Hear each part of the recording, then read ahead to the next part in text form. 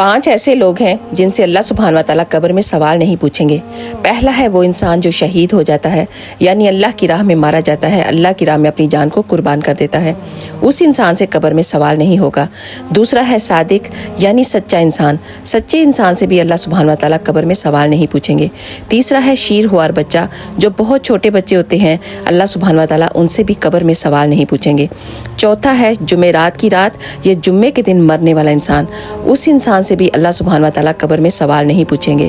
اور پانچواں ہے وہ انسان جو ہر رات سورۃ ملک کو پڑھ کر سوتا ہے۔ سورۃ ملک کے اتنے زیادہ فائدے ہیں کہ یہ آپ کی دنیا و آخرت دونوں کو سنوار دیتی ہے۔ ان 5 لوگوں سے قبر میں اللہ سبحانہ و تعالیٰ سوال نہیں کرے گا، اور اللہ کی رحمت ہر چیز پر قدرت رکھتی ہے۔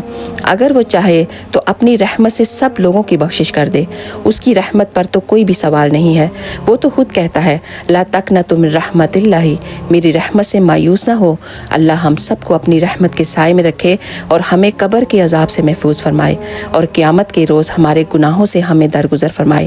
ہمیشہ اللہ سے اچھے کی امید رکھا کرو، کیونکہ وہ خود فرماتا ہے میں ہر انسان کے ساتھ اس کے گمان کے مطابق ہوتا ہوں۔ اگر اس سے اچھا گمان کرو گے تو وہ تمہیں ویسے ہی ملے گا۔